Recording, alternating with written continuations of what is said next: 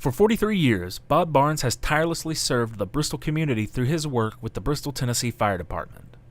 In 2007, Barnes was named as the department's new fire chief, and during this time, Chief Barnes has overseen the department's designation as an internationally accredited agency by the Commission of Fire Accreditation International, which places Bristol as one of only 5 fire departments in the state of Tennessee to achieve such an award.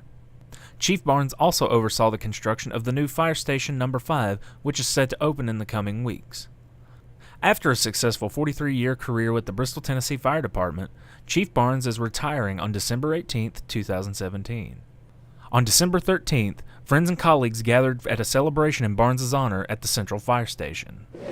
We're gathered today to celebrate just an awesome career of Chief Bob Barnes.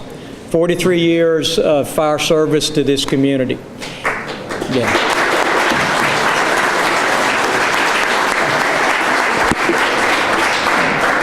And I'd like to say, especially for the young firefighters here, if you're looking for a role model in your profession, it's right here.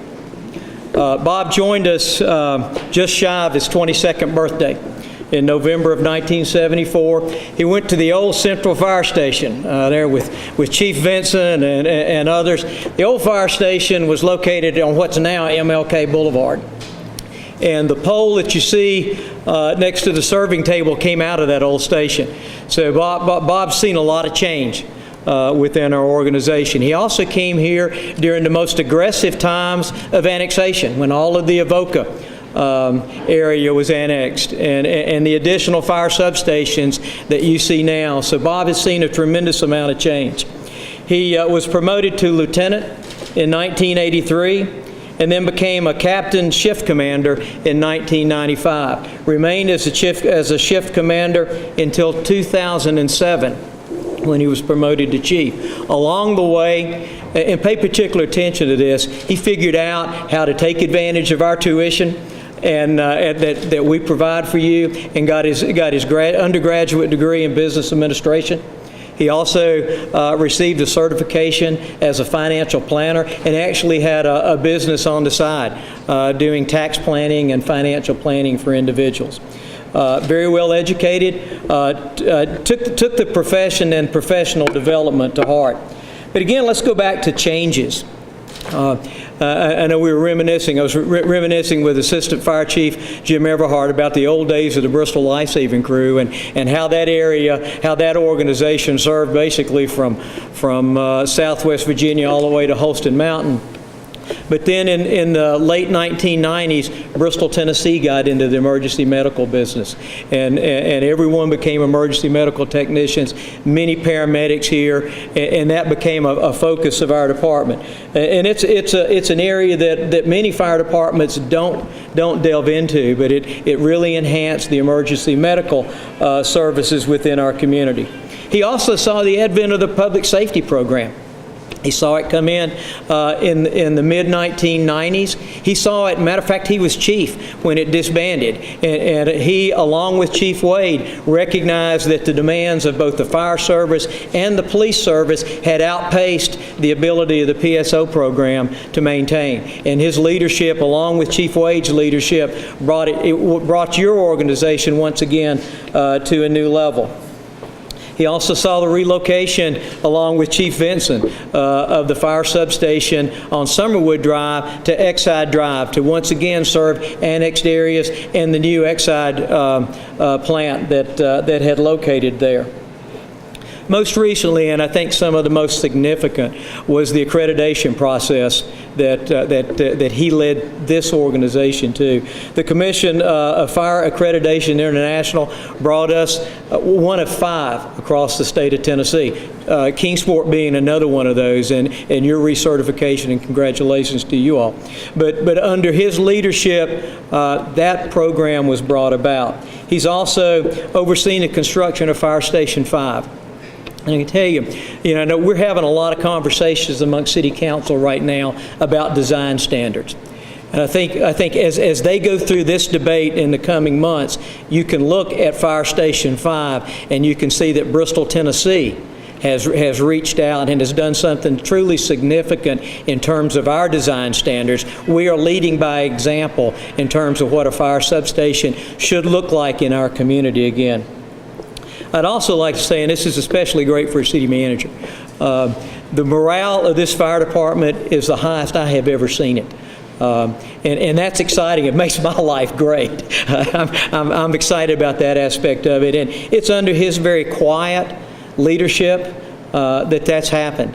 And I just would like to thank you, Bob, for everything that you've done during my tenure as a city manager, and then for your friendship throughout the years in my 25 years with the city. When you look back at the opportunity, look at the audience we have here today.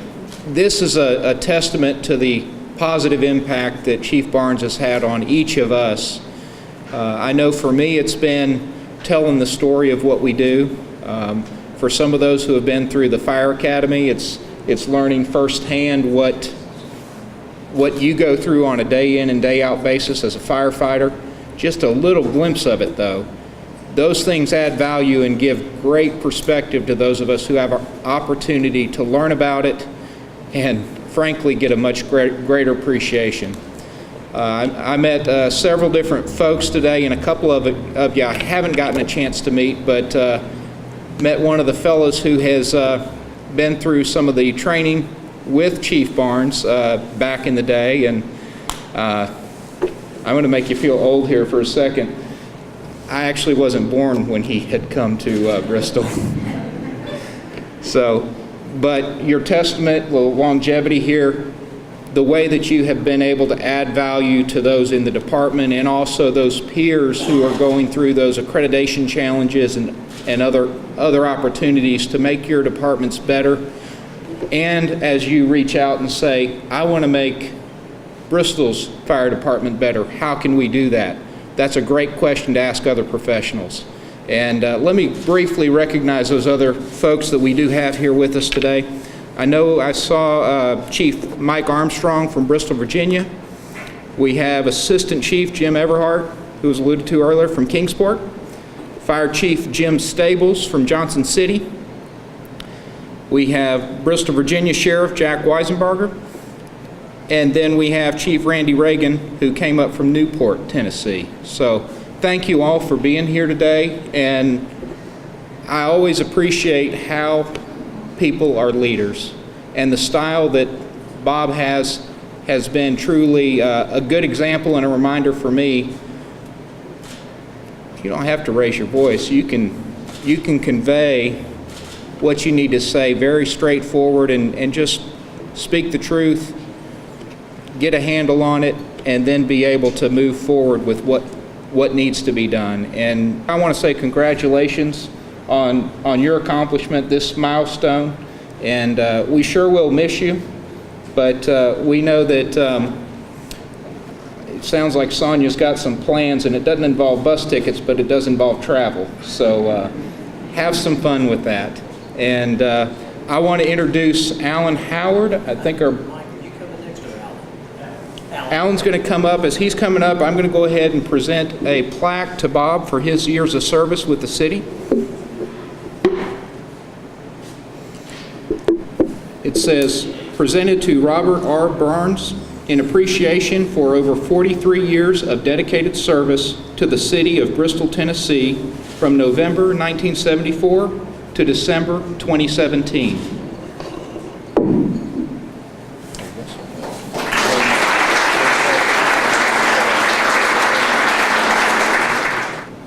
The fire service has a long tradition with a bell.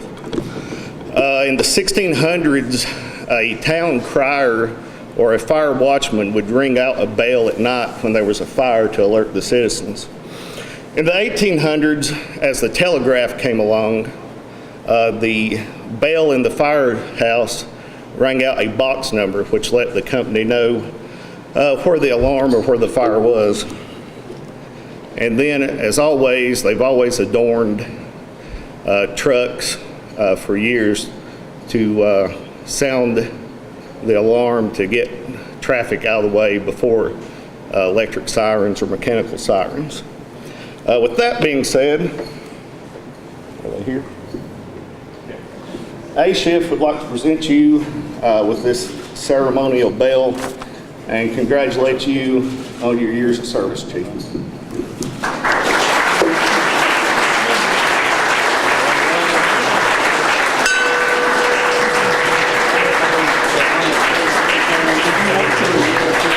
I speak on behalf of B Shift, the men on B Shift. We appreciate the leadership that Chief Barnes has shown since he has been the chief. He's helped me personally, I know, and each and every one of these guys on the shift. Again, Alan talked about his open door policy, and that's a fact. Anytime you need anything, all you had to do was go in, and Chief Barnes would take care of you, and we always appreciated that. I don't know where they're at. So on behalf of the guys at B Shift, we want to give you this rocking chair, and we hope you enjoy your retirement.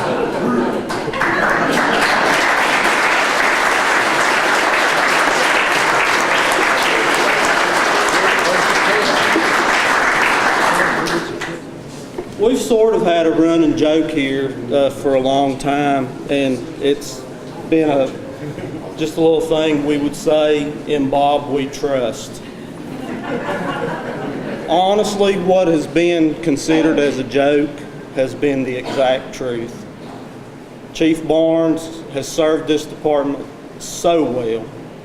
He has served the people that work with him so well.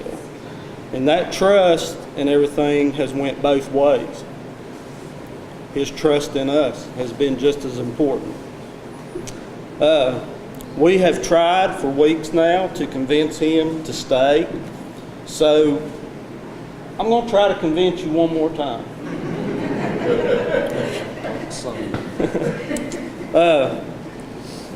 Sonia, he tells us that honey-do lists don't exist because he does it all himself anyway.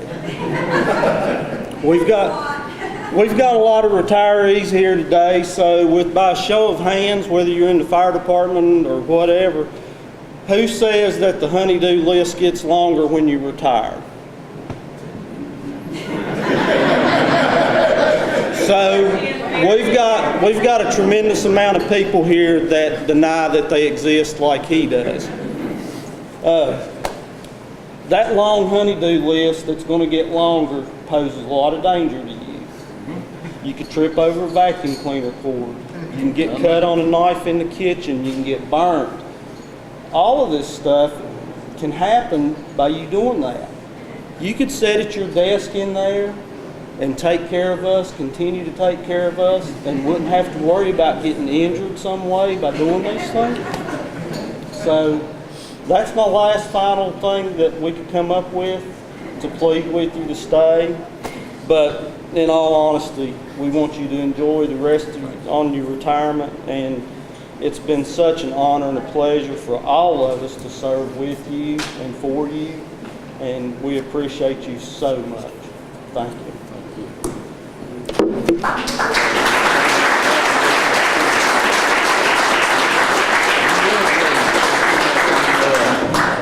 I know y'all didn't hear what he just said, but I'm not a coffee drinker. I took 2 sips when he hit a milestone. I think it was at 40 years old, 40 years of service rather. And the other morning, I had promised him that before he left, I would drink an entire cup of coffee with him, and I did that. He just mentioned it to me. Chief, we wanted to present you with a photograph of new Quint 5 sitting in front of new Station 5. I think it turned out really good, captured the station real well, and we hope you enjoy that. Sure will, I appreciate it. No slow.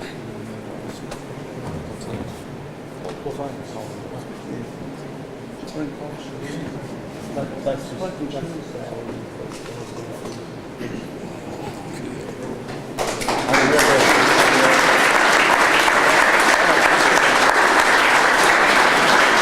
You know, when we think about people that have an influence in your life, when I came to work here 30 years ago, Chief Barnes, then Lieutenant Barnes, was my supervisor. And, you know, we were on a shift together. And, you know, when they talk about the fact that he has an open door policy and he don't always tell you what you might want to hear, but he tells you the truth, it didn't take me long to realize that working with Chief Barnes, and we spent many a day and night in a substation together, and we crawled through many a house together. And I can remember, you know, the night we were fighting a fire at the city garage, we were on the first engine in, we ran out of water, laid the hose down and walked back, and then the barrels start levying in front of us, going up like mushroom clouds. It didn't take long to realize that somebody's got your back. And I think that Chief Barnes realized that I had his back when I needed to, and he had my back. But not only when we're in a fire. One thing that I realized early on about Chief Barnes is when his men are right, he's going to go to bat for you, and he's going to stick up for you all the way to the end. So you could always count on him. You could count on him being there when it was tough, and you could count on him being there, you know, just in the things that were going on within the department. We've seen a lot of different things in the last 30 years that I've been here. We've been through some very interesting times. The things that Mr. Sora mentioned, we went through a lot of those together. Some of them weren't as pleasant as others were, but we've been through all of that. And Chief Barnes always stood up for what was right. He stood up for his men. And, you know, I appreciate that. And when I think about the fact that I started 30 years ago and he was my supervisor and he's still my supervisor today, my career is very much went along with his. And one thing that I realize is that where I am in my career today, in a great part, I owe to him, but who I am as a person today, in a very great part, I owe to him, because when you think about role models, he is a perfect role model. And he's always been a role model to me. And so, Chief Barnes, this is the day that none of us have been looking forward to, but a day that we knew would come. And, you know, I want to make a little presentation to you from the administrative staff here. We wanted to put something together for you that would kind of highlight your career from the start to the finish. So we've got your badges. Yeah, that's why I needed to borrow those badges, so I could make sure I ordered the replacements exactly like the ones that we needed for other people. But I'm going to give them back to you. I told you I'd give them back to you, but we wanted to make that which kind of highlights your career from when you started in '74 to when you retire today. And so, again, it's been a privilege serving with you. It's been an honor, and I thank you for all that you've been as a supervisor, as a friend. Thank you. I really appreciate it. The first one's made out of stone. They had metal. Yeah, the first badge in there is made out of stone, he said. They didn't have metal in those days.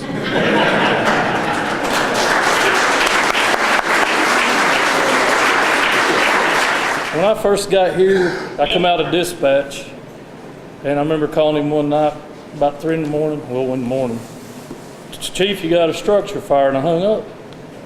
15 seconds later, he run me back, said, where's it at?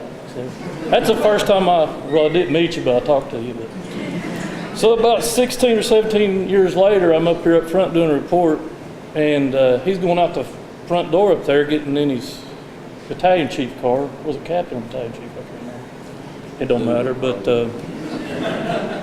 I said, where you going? I don't know if you ever got to talk to Chief real good. He turned around and he went, so you're flipping business. I'm going to get me something to eat. Is that all right? You going to sign me out? So ever since then, before he'd go to a meeting, go home, whatever, Chip signed me out. If I'd come by here visiting, which is, y'all know, pretty regular, he's Chip signed me out. So I just wanted to present this to him from, I guess, me. Say it's not all right with me, but just this one last time, I'll sign you out.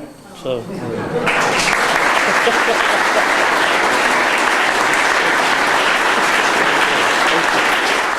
After an emotional speech from Chief Barnes, he closed with a flash of his signature wit and humor. We were on the way over here tonight. She said, Bob, just act professional when you get up to talk. And I said, well, why should I change after 43 years? Just be myself. But anyway, I do thank all of you for being here. I'm sorry I got emotional, but y'all mean a lot to me. Thank you.